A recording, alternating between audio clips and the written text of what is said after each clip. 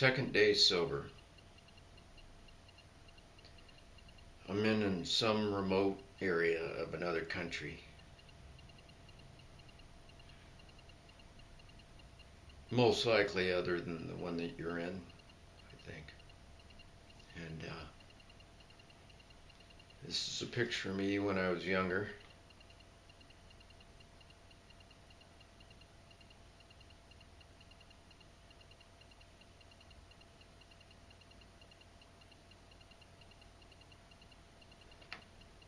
But I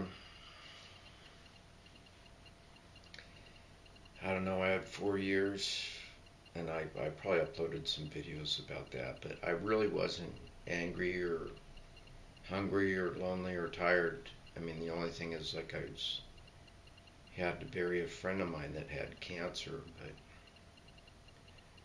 but I just wanted to get hammered, I guess was the bottom line. I liked the effect of getting loaded and drunk. And I was doing, I don't know, maybe 800 milligrams of morphine a day, or 800 milligrams of some other stuff a day to get a buzz, plus hard liquor. Plus I was doing perfenazine, basically to make that stuff work better on top of the diazepam and the hard liquor. And I wasn't even really getting a buzz. After 2 weeks, my tolerance shot up that quickly. And I just realized that, I mean, when you're taking enough to kill a few people, and you're not even getting a buzz, or 3 or 4 people, it's time to quit. You know, and then the mind tells you, oh yeah, once you dry up for 3 or 4 months, you can go at it again because your tolerance will be down. But I think I'm done for a while.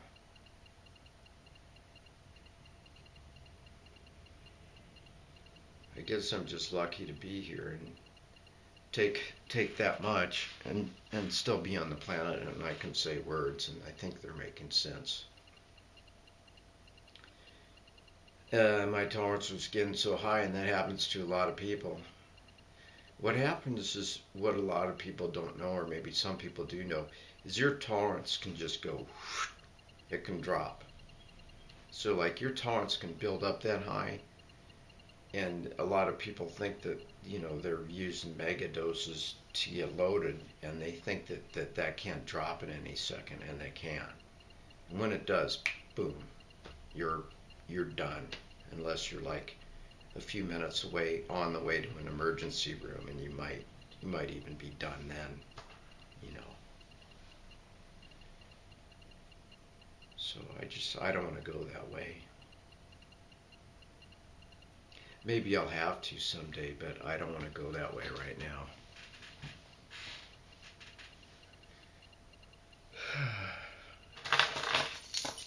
These are my TSA locks. I know you wanted to see those.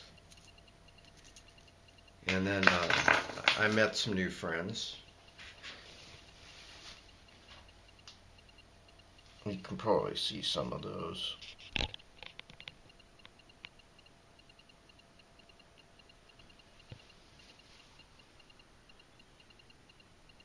I don't want to take my pants off to show you the rest of them. But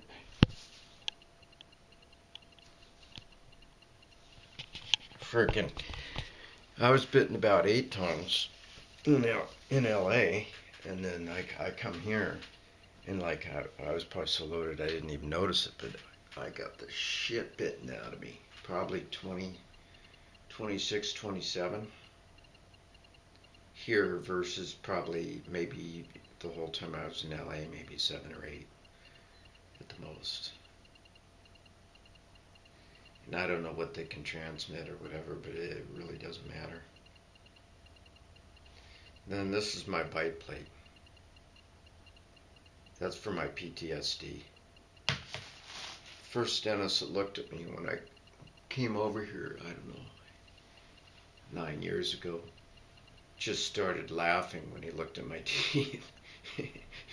he couldn't believe that my teeth could be so ground from bruxism and still have teeth, that I could, they were so split up and cracked from my PTSD chewing at night. I'm a grinder. So this is the only reason I have teeth right now, my real teeth. But yeah, going from 4 years to 0, just, I can't say that any one particular thing like anger or resentment at somebody or family problems or anything out of the ordinary. Really.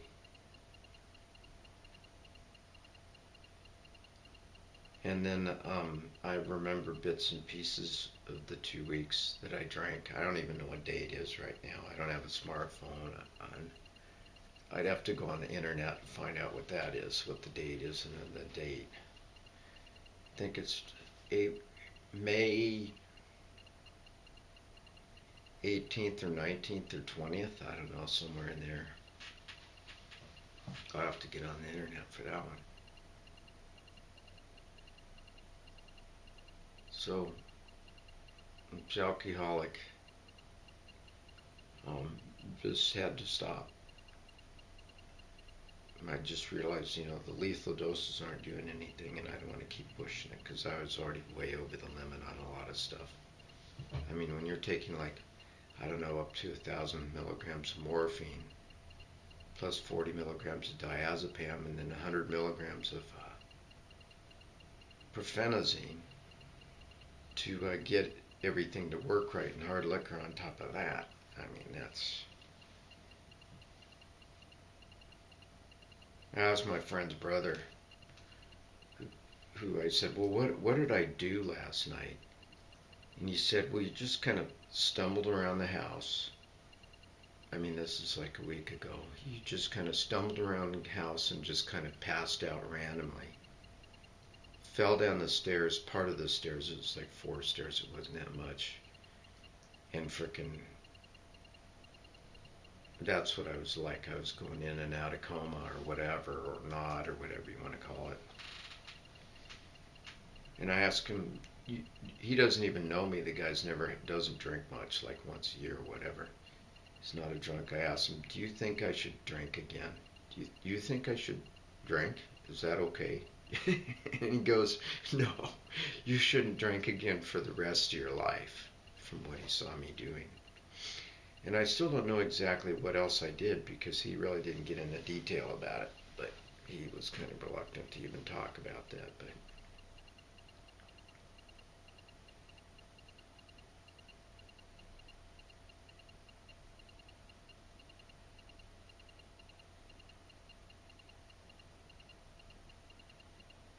then I buried a friend of mine. Someone that you wouldn't think would go.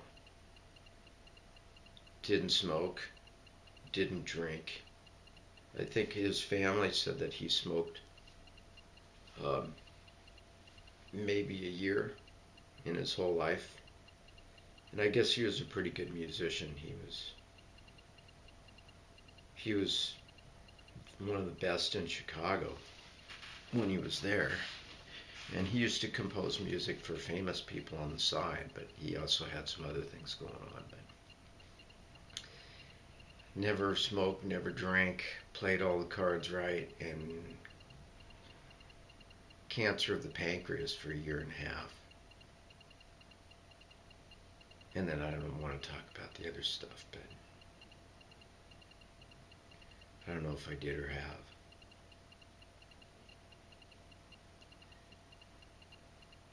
I just knew I had to get out of the States.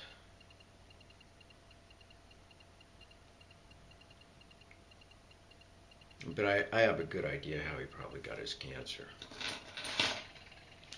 And it was obvious diet. And everybody in his family thought so too, because I remember when I'd always come over, he'd always have the barbecue going and meat on it, like every time. What do you want? You want ribeye, T-bone? Always had the Barbie. And I think that pretty much is what did it. And he was a little bit overweight, which can do it too. But other than that, he played everything else by the book.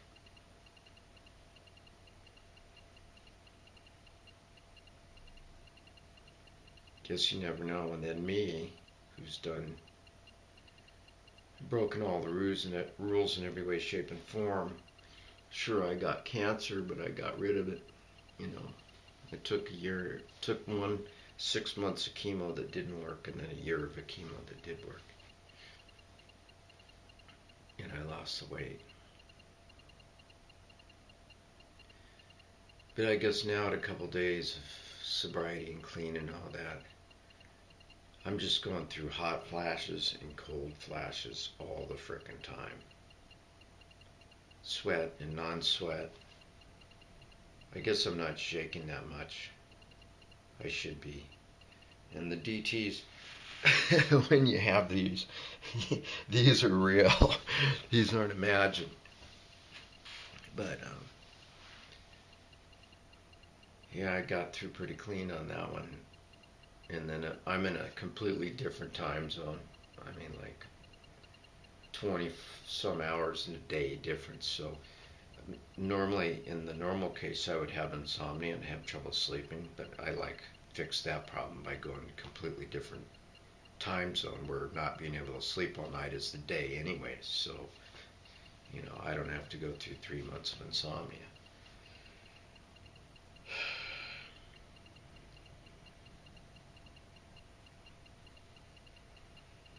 And I have no frickin' desire to drink or use.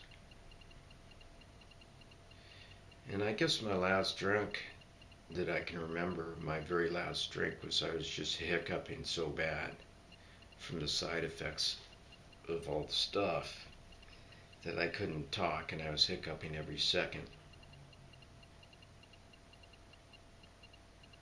And I drank about half of it, and I just couldn't deal with it. It just tasted like poison or some allergy thing, and I couldn't drink anymore. So I dumped the rest of it out the toilet. I had had enough. I've had enough. But I'm lucky that I didn't kill myself or somebody else.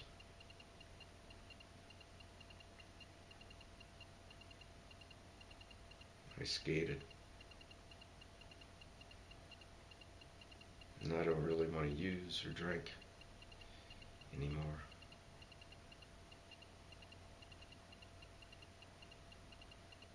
For a while.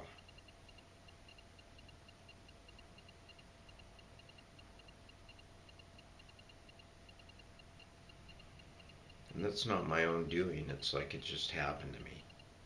I just stopped. Or quit. Or wanted to quit. That isn't something I really chose. It just kind of happened to me. But I mean, it's obvious. I mean, if you're doing lethal doses just to get a buzz, then your days are numbered. And that it wasn't even working. I mean, I was getting to a point of no amount of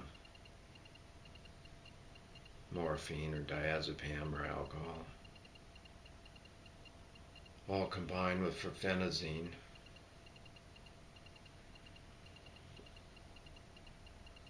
Wasn't doing anything, basically. The euphoric buzz was gone.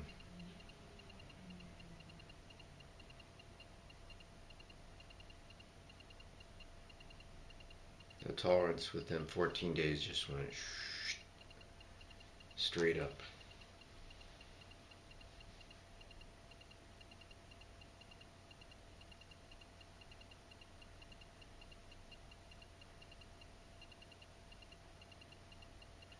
Guess I'm here for a reason. That's what we like to think.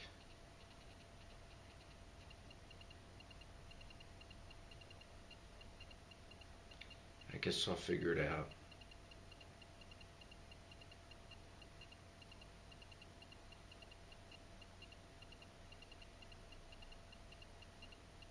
The last words out of my friend's mouth about a week before he died was, he told me to keep doing what I was doing. Not the, that doing, but, and to let the spirit push you, that it's real, and to let the spirit push you forward or whatever. That's going to take me a while to figure that one out. I don't know what it meant by it, but when it's like the last words out of somebody, I guess you listen to them.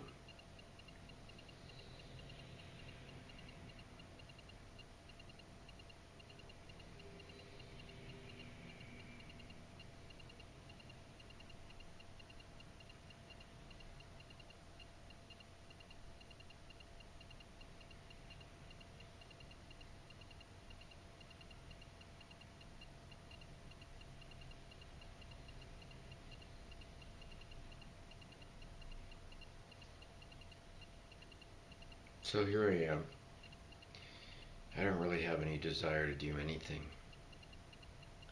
I'm sapped. I've been drinking lots of water, and I probably walked about 9 miles yesterday, so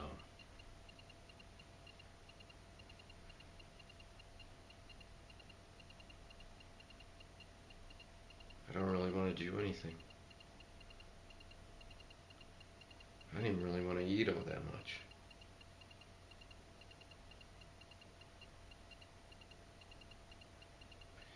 Guess I did want to do this so I could look back at some point and try to remember this.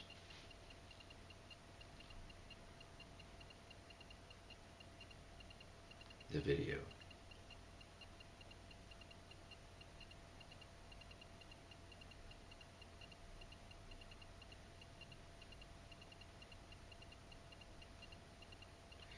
I guess I'm grateful just to be here. And then probably in a week or two I'll get an apartment. And probably a month after that, or less, I'll get back to trying to do something. But I guess before I spent my 4 years and decided to go back into party mode, I was on the road for about 5 months. Started out, landed in Huntsville, Alabama. Well, no, that's a transfer flight out of Texas, and then I landed in Huntsville, Alabama, and I was there for a month, and then I was up in Washington for about 2 months. And out of 2 months in Seattle, it maybe did not rain, like 2 days, and I just could never live anywhere like that again. I could handle it when I was younger, but it just gets to me now. And then in California for a couple months in Los Angeles.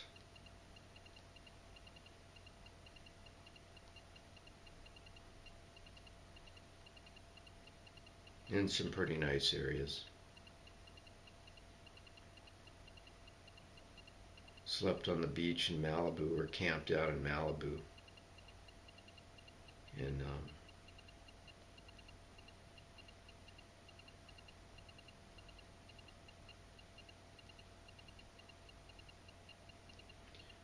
didn't have anything really happen to me there, just the usual people asking you for money everywhere you go. Like I haven't.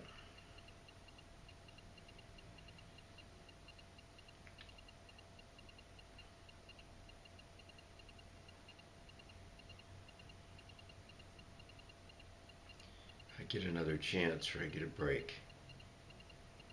I guess I'm grateful that I get that. And that I get that, and that I desire that.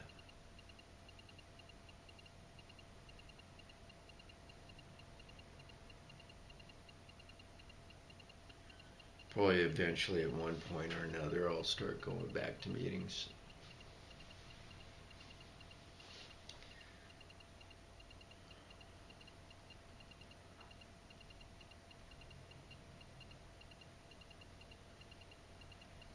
So from 4 years, a couple weeks ago to 2 days now.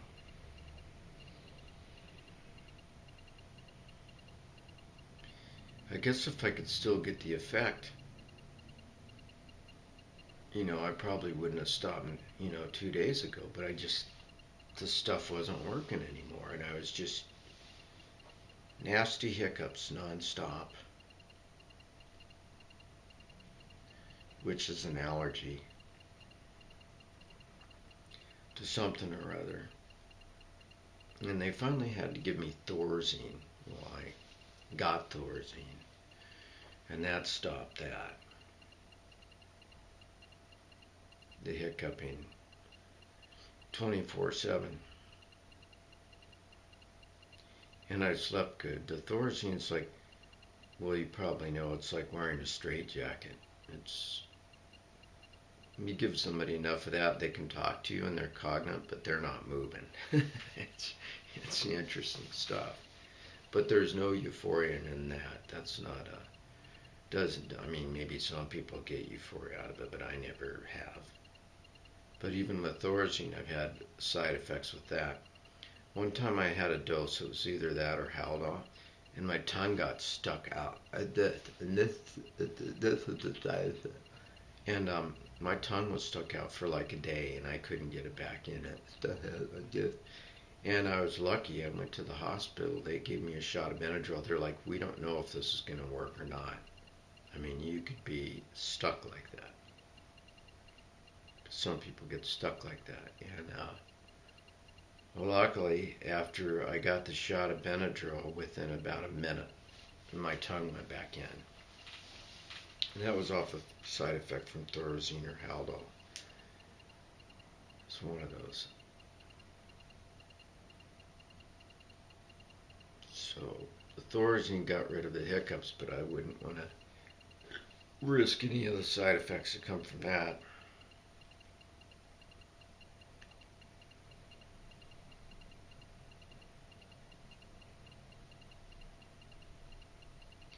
Got the place sprayed where I'm at. So these are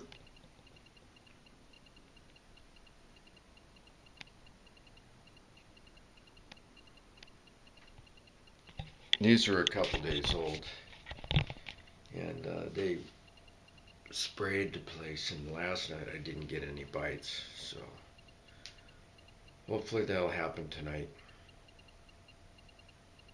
I mean, that I won't get any more bites.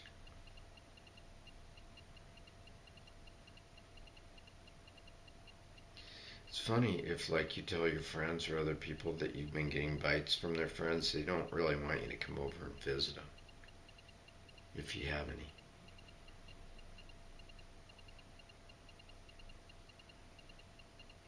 But I only have one real friend here, maybe two.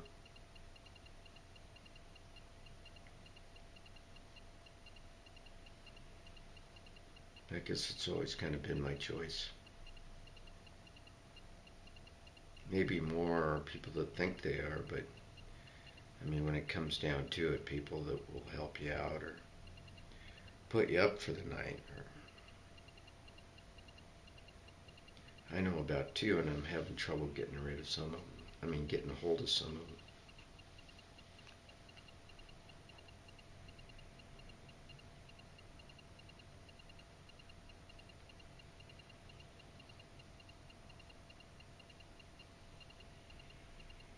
I guess we'll see where the journey goes from here.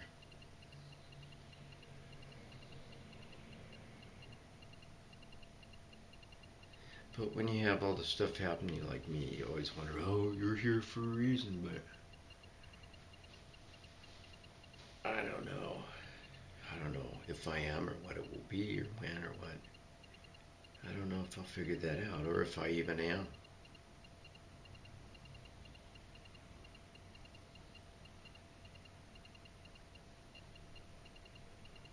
The ego likes to say you are, but I don't know if it even really matters.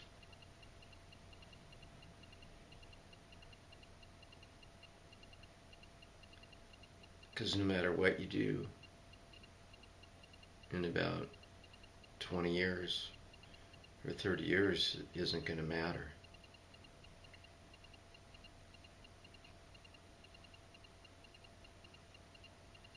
And they'll think about you for a little while after, when they're fighting for your assets. If you don't fill out a proper will, and even if you do fill out a proper will and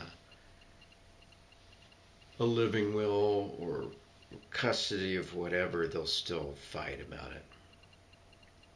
Even if you have a lot of it, even if you split it evenly. And then after they're done fighting about it, they're not thinking about you anymore. Most of them.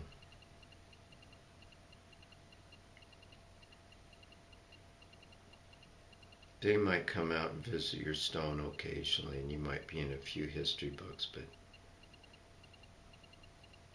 or pictures or movies, but then nobody will be watching those anymore.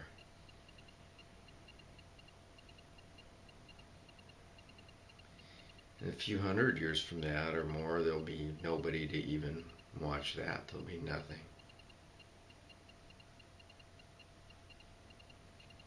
There won't be any human life forms on this planet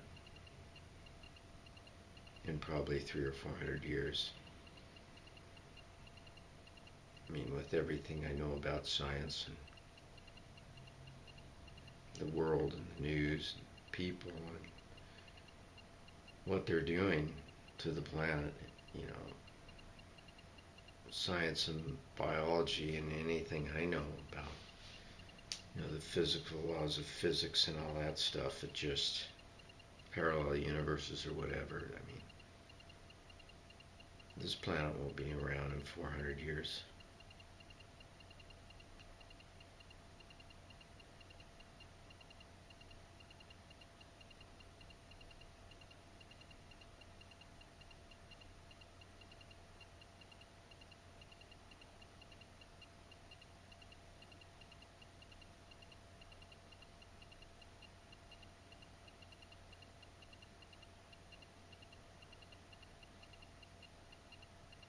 So what you do really doesn't matter.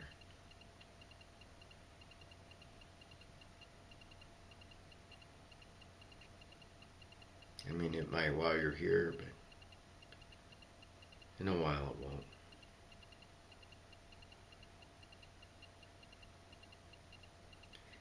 I think it's really important just to enjoy the ride, which I have.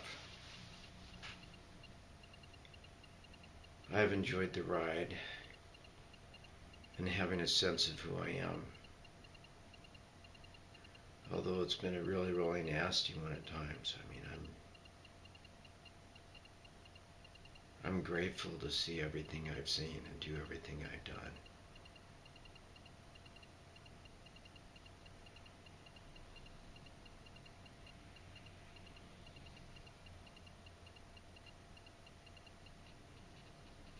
Good, bad, or indifferent.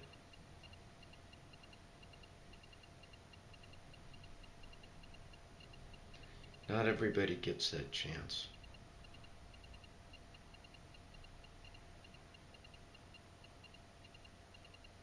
They live a whole life and they don't really know who they are, have self-awareness, or really comprehend the environment.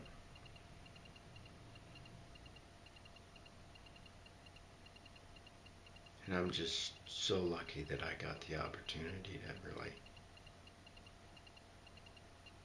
know my existence and compare it to other existences with other people. I'm really lucky.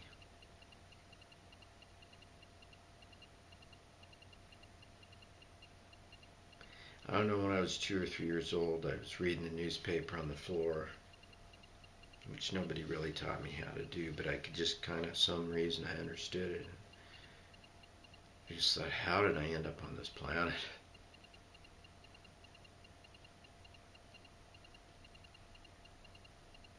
And then I thought, whoa, this place is There's a lot of nasty things going on.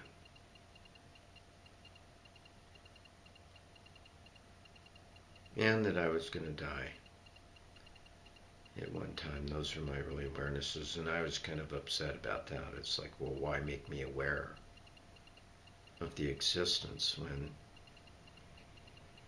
it's going to be over? I mean, no amount of money or technology can fix that yet. I mean, some people get frozen and they might come back. If there's something to come back to, and they might be able to undo being frozen. But and even when they can do cloning, which they're already doing, but I mean, they're working on it. But it's like, at this point in time, I don't know if they'll develop that technology where they can stick your brain in another body, and you just pop right into that other body, and they hook up your brain, and then you go on living, and then you're given things that rejuvenate your brain, from all those years of whatever.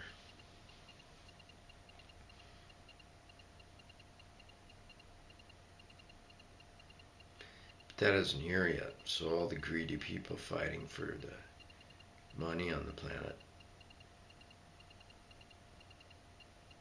that stuff doesn't matter, because they're all going to be in the same place. No, in whatever, heaven, hell, or nowhere, just in the dirt or in ashes on the side of a mountain or in a river.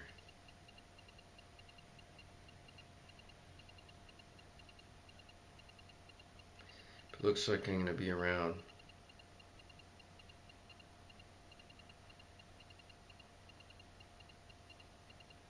And I'll continue to enjoy the ride. I'm just...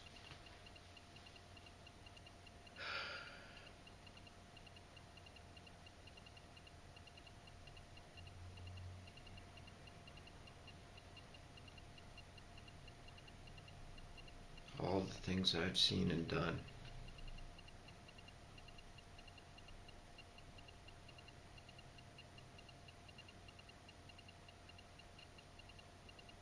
Even the ones I can never talk about.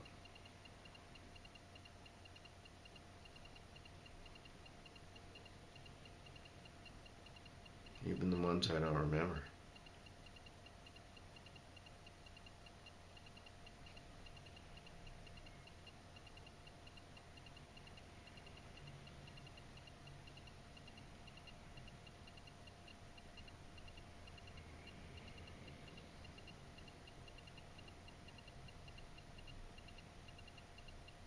Physically, I guess my body, everything that can ache on it aches, except for my head. My stomach isn't too happy with me.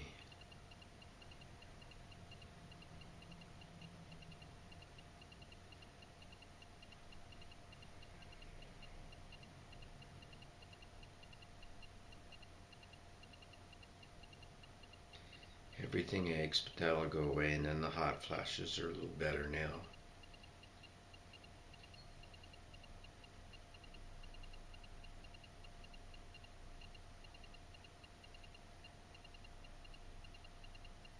That's really about it.